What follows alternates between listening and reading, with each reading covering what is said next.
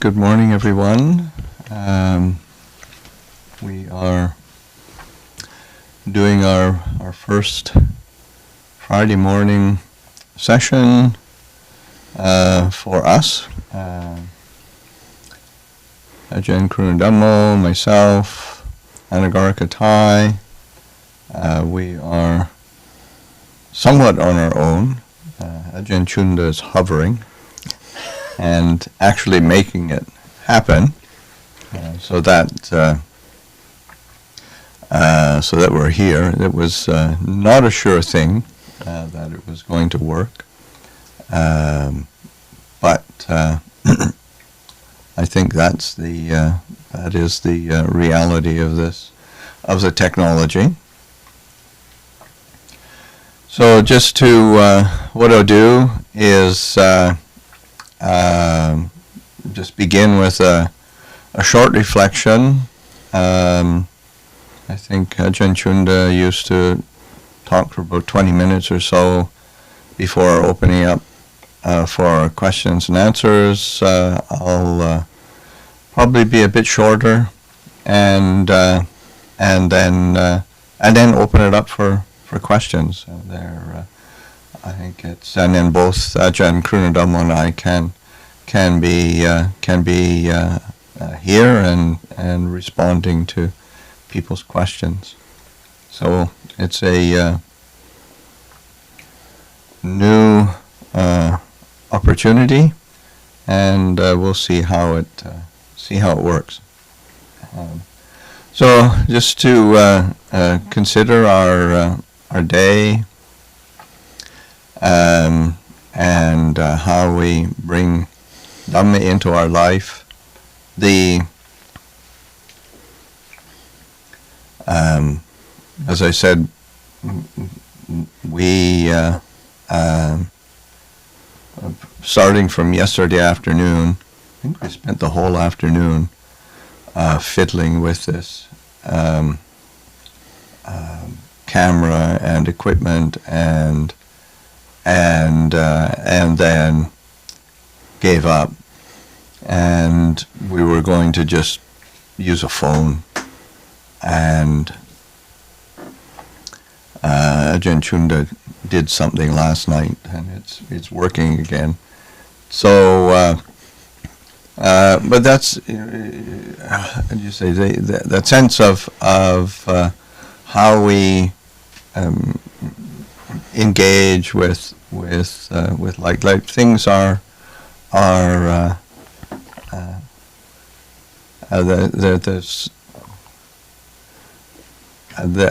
a saying of the Buddha's that yena hi manyati tato tang hoti anyata, sort of, for however one conceives it, it will always be otherwise. And that is not just on a conceptual level; it's on the realm of everything. How we think our day is going to be today, how we think tomorrow is going to be, even how we think yesterday was, because it's never really. We never really get the whole picture, and we tend to filter everything through our biases, our moods, our preferences, and expectations, our attachments, and that's problematic because we never really experience things as they are. So that's why the Buddha's emphasis on this mindfulness and clear comprehension, on discernment, on reflection, on investigation. One of the words that early on in my living in Thailand, one of the words that I kept hearing over and over again in Thai, and of course there are actually Pali words, satipanya, basically say mindfulness and wisdom, but it's a compound word that is nicely rendered by Ajahn Menindo, actually. He uses truth discerning awareness, and that's a really wonderful expression to recognize, this is what we need to be bringing into our life, the sense of truth discerning awareness, and to keep returning to an anchor, a base of our clarity, and our trying to recognize different pushes and pulls within the hearts, and different likes and dislikes that tend to taint and tint whatever we experience. So that's an aspect of the training of the cultivation internally, but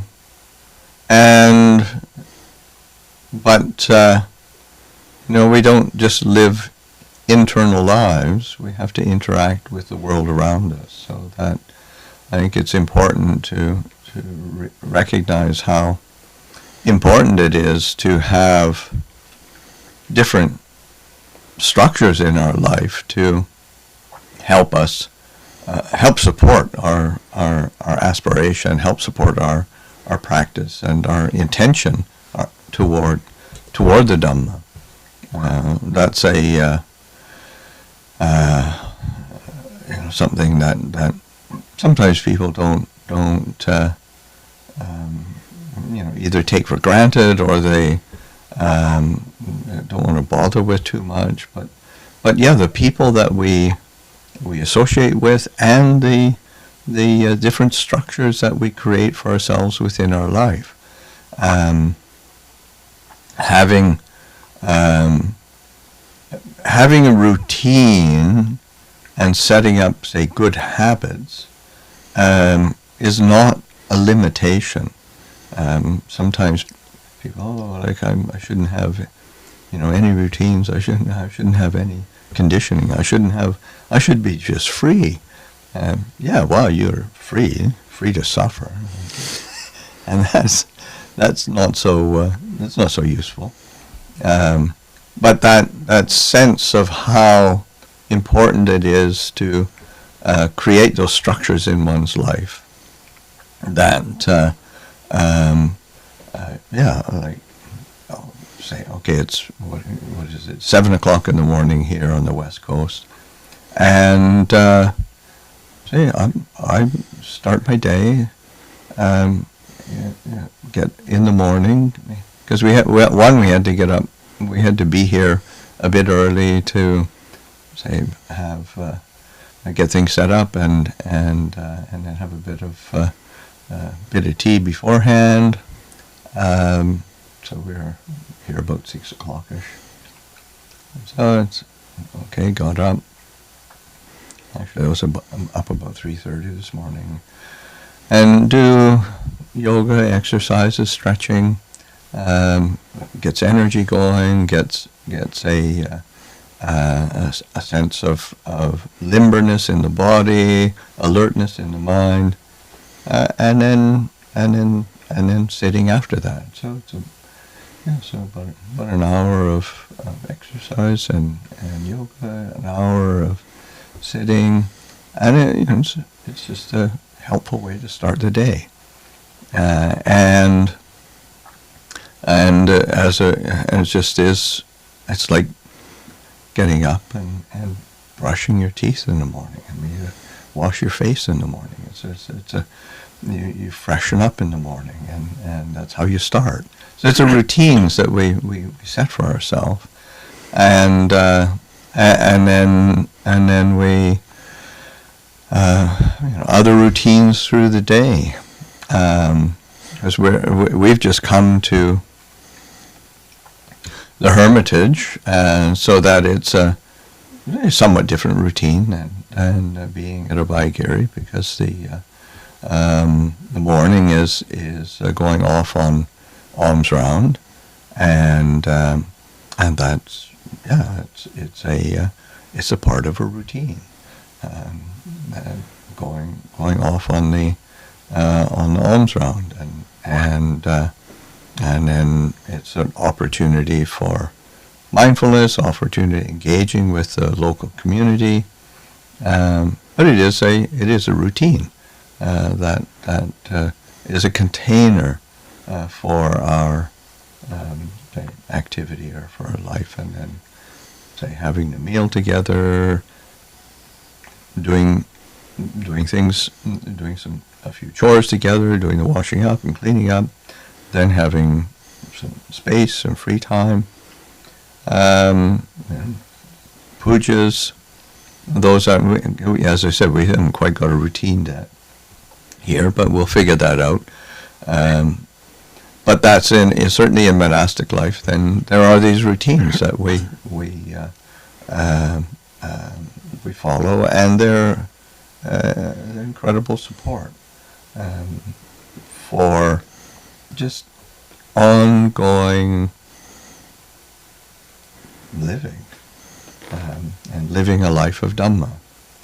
So, for people in the world, the routines might be different, and the engagement might be different, but I think it's important how to set up these kind of routines and supports for oneself, whether for it's oneself or family,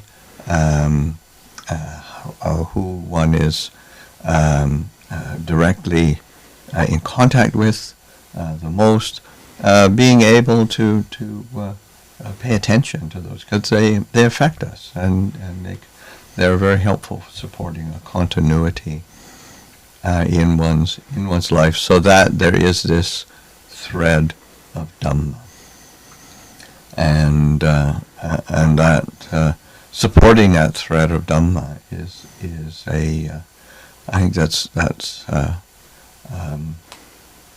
the practical aspect of living our life in the world, and living the life. We're bound by the human condition that is completely uncertain, unstable, unsure, and if you didn't believe that before, certainly the past year and a half should have been pointers that this is a fundamental truth. But within that, say, sense of uncertainty and things not being sure, there's the opportunity to be aware, to be present, to be attentive in a way that allows us to have an anchor, to have a foundation that keeps bringing us back to the Dhamma, to that which leads to well-being and clarity. So those are a couple reflections, and just to open it up for any questions that anybody might have.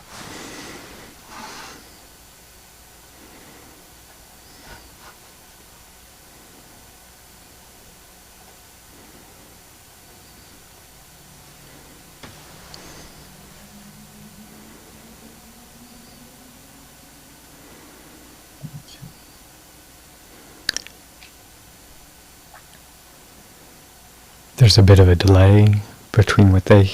Okay, just what's up there.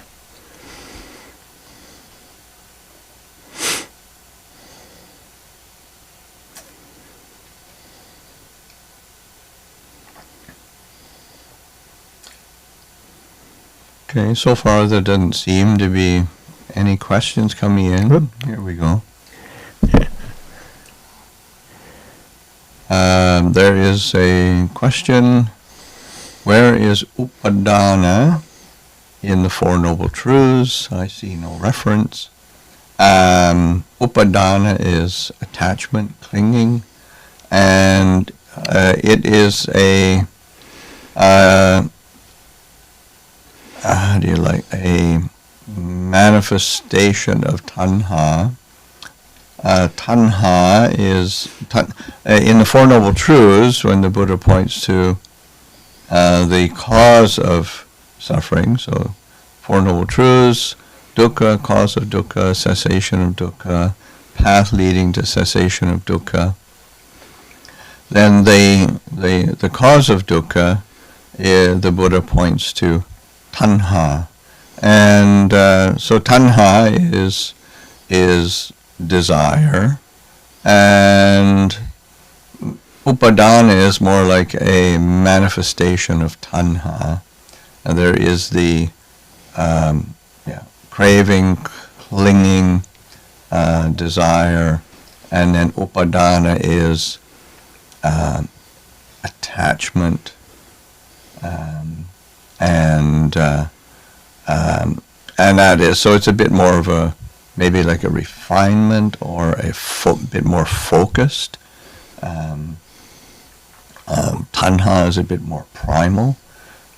So that's maybe a way to express that, and so it's not. And then upadhana, let's say when say attachment or clinging is pointed to, then it's also pointed to in terms of its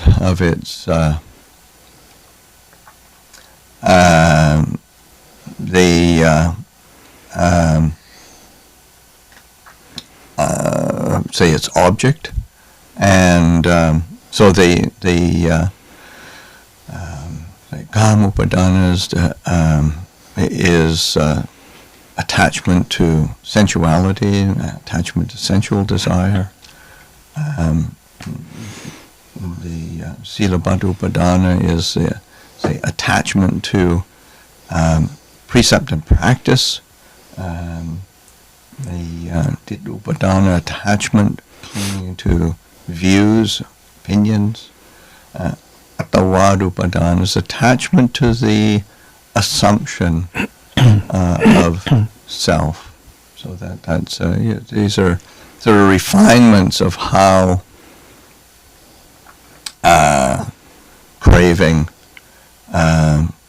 manifests or focuses. So that's where Upadhana comes in.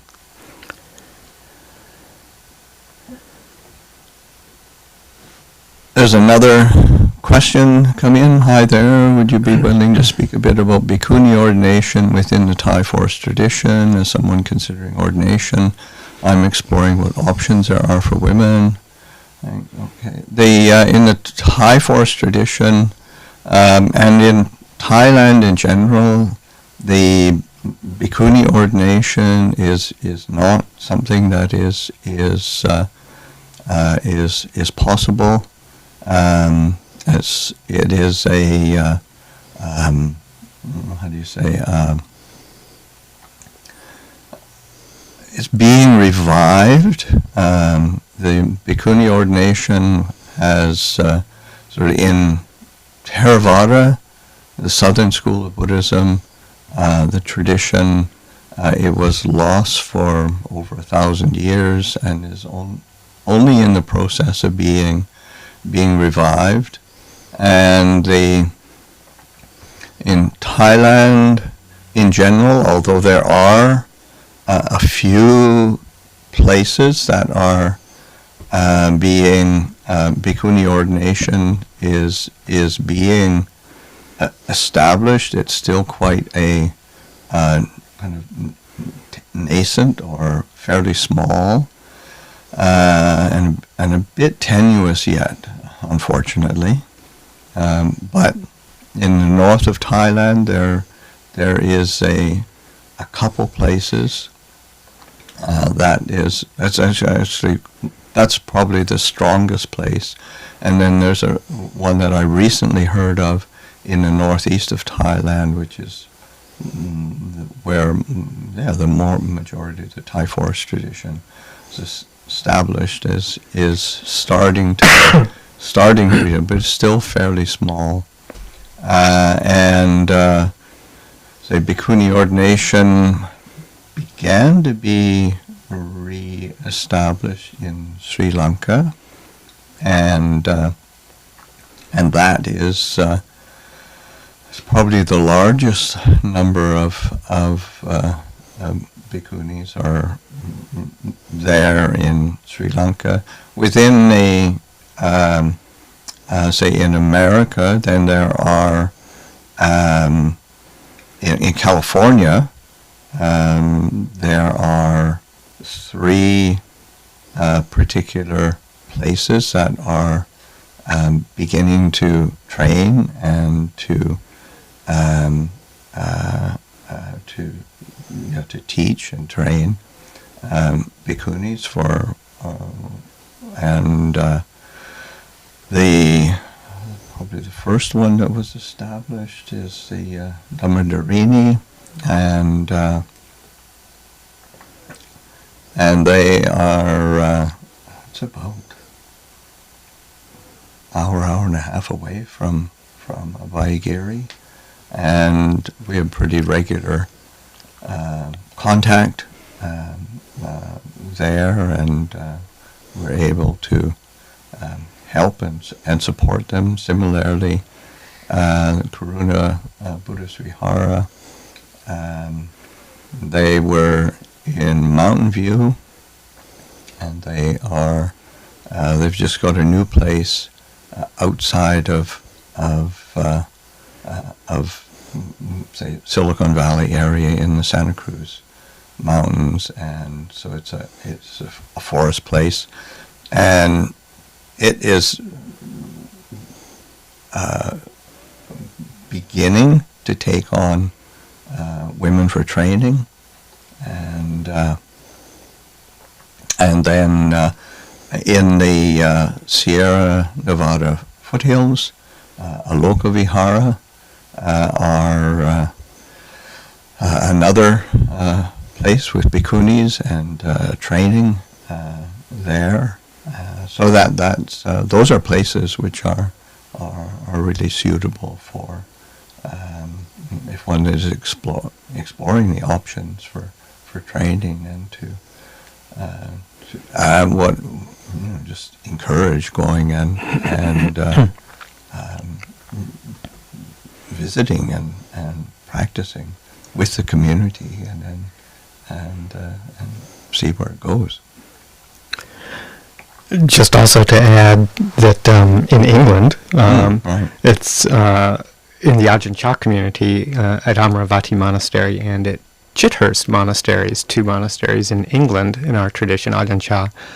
There is an alternative ordination for women called the Sila Dara ordination, and it's an ordination for women in the Ajahn Chah tradition that was established many years ago, 30 years ago. Probably more right. than 30. Yeah. So it is not the official Bhikkhuni ordination, but it's a very, very well thought out and developed and ordination for women in the Ajahn Chah Western monastery tradition. So quite a number of women have taken ordination and are practicing very skillfully over there for those who wish to be in this particular tradition. Yeah, and it is a you say it's not there's a question about Bhikkhuni ordination, but what it's done is taken the Bhikkhuni training and developed a form around that fulfills the spirit of a samana, a religious seeker, and is very it is exemplary.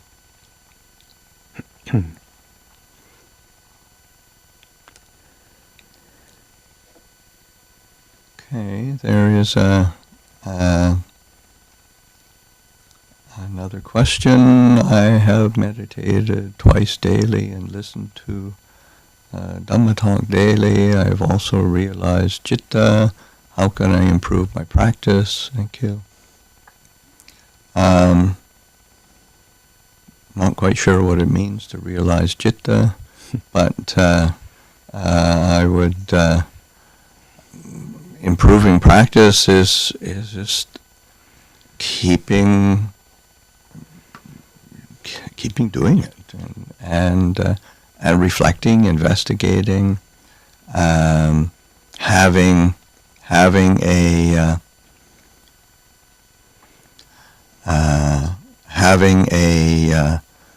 like a daily practice, but also like meditating twice daily. I think one of the things improving the practice is how does the practice move into into daily life. I think that's an important aspect of in terms of integrating Dhamma practice into everything that we do, because because sometimes it's easy to feel that I meditate, I feel comfortable, I listen to Dhamma talk and get inspired, and then everything else is an impingement and an irritation, and that's where it needs improvement.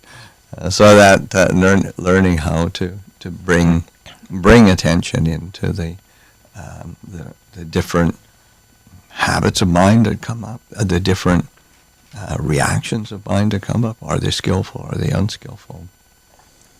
Are they useful? Are they not useful? Is there clarity? Or is there a lack of clarity?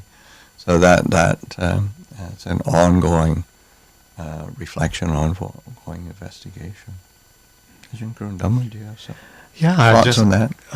Just to add that in terms of the internal practice of the reflections of meditation and listening to Dhamma talks and maybe reading and then practicing, as you just mentioned, in daily life, and watching the states of mind as they arise and trying to create skillful states of mind and not live by most of our unskillful states. That just also going back to the basics, it's not mentioned in the question, and I don't know what this person's other practices are, but that the path is an eightfold path. It's not just meditation or watching the mind. It's being very circumspect with our actions as well, and that just goes right back to the precepts. Living a life of harmlessness, following the 5 precepts if you're a layperson in the world, and creating that kind of sense of goodness, creating the kusala citta, the wholesome qualities of mind that come through just living a blameless life and one of non-harmfulness. And then also the practice of being with other people in a giving way, generosity as a foundation for kusala citta as well as sila, the morality, but just finding opportunities to support each other and be with each other and live with each other as human beings, offering, physically offering and offering time and support to each other.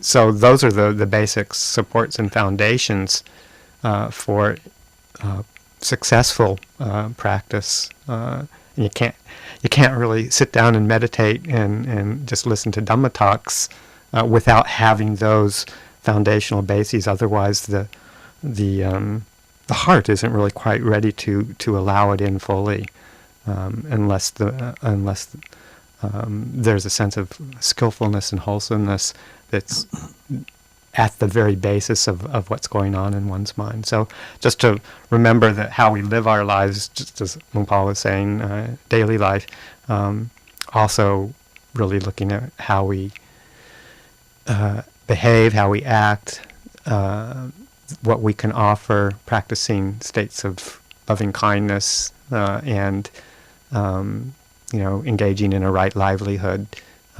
Those are as much a part of meditation or of our practice as the meditation part is. So just to add that bit. Yeah, no, that's great, because it brings up in my mind the something that I often refer back to is that, even though Ajahn Chah was a great meditator himself, a great meditation teacher, if one looks at his body of teachings, the themes that come up the most are themes concerning sila and samadhi, virtue or precepts, and right view. So that aspect of attending to our virtue, our integrity, how we interact with the world in a way that is generous, kind, they're really important. And then that sense of right view of we're the owners of our actions, heirs to our actions, born of our actions, abide supported by our actions. And that's that fundamental recognition of our what we say, do, think, actions, body, speech, and mind have a result, have an effect, and we feel it. So to be able to be working with that, those elements. Another aspect of it is that another aspect of it is the sense of I mentioned in the talk at Yoga Samadhi the other night, Tuesday night, that the whole of the Eightfold Path that the Buddha laid down for the ending of suffering, all of those aspects of the path are a source of happiness, and that it can be a tendency that to focus on say the meditation or on the philosophical aspects of and principles of Buddhism, and forget that as human beings we need to be happy, and that happiness that arises from goodness, as you were mentioning, is really an essential foundation and a critical piece of the puzzle of living a life of Dhamma and experiencing the fruits of the Buddha's teachings and his path. Yeah. I was just remembering, as you were just talking, of one of my first experiences with monastics was when I was a layperson hosting Ajahn on a visit to Seattle. I was living up in Seattle, and he was coming for a few days, and I was driving him around to various things, and we started chatting about, quote unquote, my practice. and he said, well, what are you looking for in your practice? And I said, well, I just want to be happy, And he said, well, if you want to be happy, just follow the precepts, the 5 precepts. That's the basis for happiness. And I was kind of like, what? I thought he was going to give me a lecture about increasing my meditation time and doing more retreats. And I said, no. So that was kind of an eye-opening, awakening thing. If you want to be happy, live a life that is full of goodness and that you don't have regrets at the end of the day. Yes. Great.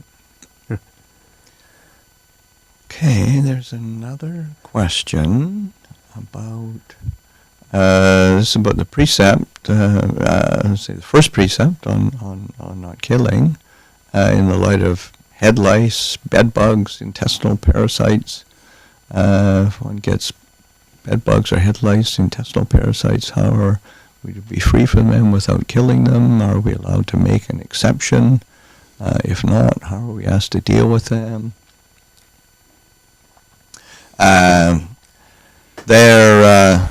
One of the things that the Buddha said, part of the requisites is medicines for when we're sick, and so that there are, and of course that's, and some of the sicknesses are things that we really can't see, and say like bacteria or viruses or whatever, and so that. But it is important and necessary that we learn or figure out how to look after our health, and some things that are there is I had in 1 year I had like half a dozen bouts of malaria, so I wasn't sitting around spreading loving kindness to them, because it is a parasite, malarial parasite, and hoping that it would go away peacefully. I was really saying, okay, what medicine is going, because even when I took medicine, it didn't go away. So that, although it was interesting when after having had, I was, after a year, I was pretty worn out, and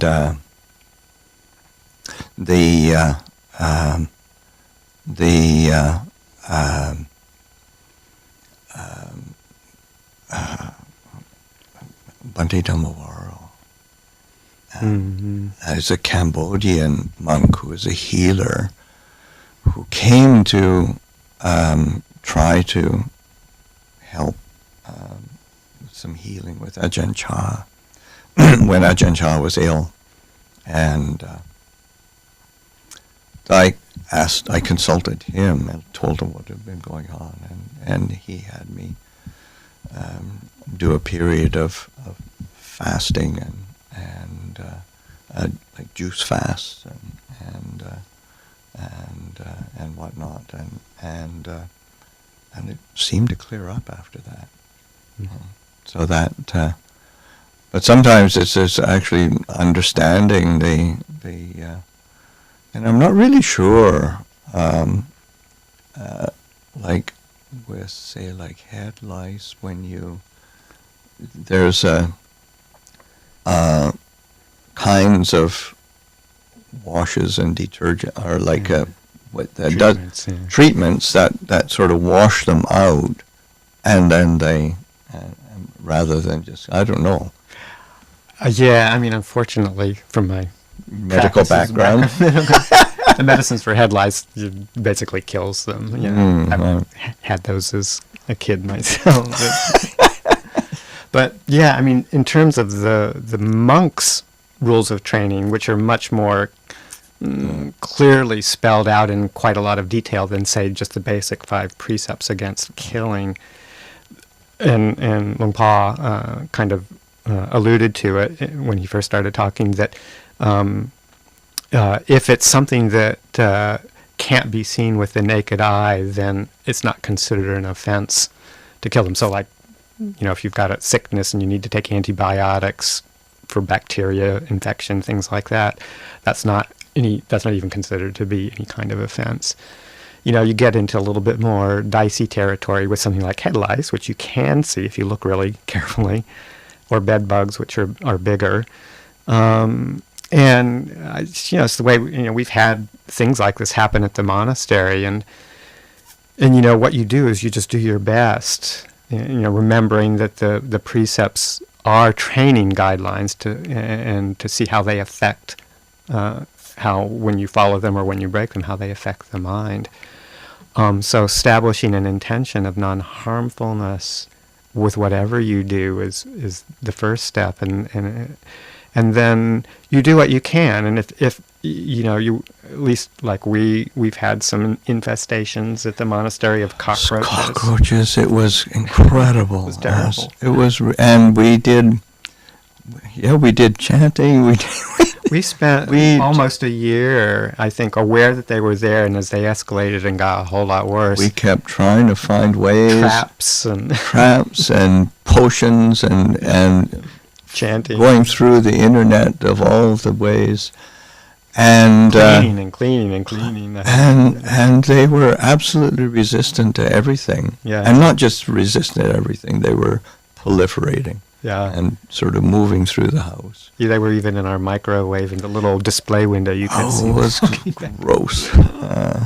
And then we were in the process of dealing with the county to get our use permit. And the county people were coming out, and we said, God, if the county ever comes here and sees this, where they'll shut us down.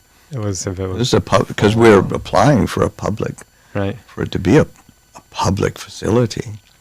In the end, it was resolved with you had to call an exterminator. Yeah, but I think the way that it was done is an important thing. One is that it was a community decision, so we had consensus. It wasn't one person taking it all, on. So we had to go through a lot of talking about that. And then also, it's doing it, not pretending that it's okay and that there's not going to have any consequences to it. It's saying, okay, this isn't something that I would want to do. It is taking life. There's no question it's taking life. It's a studied decision that was, we tried every possible thing for long periods of time, but we still know that there's going to be maybe some sort of comic effect. Yeah. And just to acknowledge that, that, all actions have results. And of course, a lot of it is dependent on your motivation, but it doesn't negate the fact that there will be some results and that we are willing at this point to take on those comic consequences, because not doing so would create worse results. Worse results. So it's just recognizing that things aren't black and white, but really erring as much as you can on the side of preserving that non-harmfulness and doing really everything you can. Yeah, and I think it's a really important point to recognize that so often we really want everything to be black and white, and so that we can just see it really clearly, and it's just like that, and we don't want to be wrong, we want to be right. But life presents us with a lot of gray areas, and recognizing that those precepts are there for a reason. They are like one of the when the Buddha is asked by Ananda, what is the benefit of sila, of virtue, of precepts, and the Buddha says non-remorse. So that non-remorse, non-regret. So that sense of having the clarity as one's taking on an action, during taking on it, and reflecting back on it after that. There is a clarity that's there, and and really looking at all the different ways that one can preserve the precept, because even say as a say in a monastic form, which is really supportive and set up around the precepts, even then you can be presented with things that are not black and white. I think we are running out of time. We'll have to get to off on our alms round very soon. We are so we're planning to live stream again this Tuesday, the Yoga Samadhi, and then that's at 6:30 p.m. And then if we can keep these things running, then next Friday at 7 o'clock as well. You can imagine the amount of preparation and time and angst that has gone through to getting these cameras and equipment set up.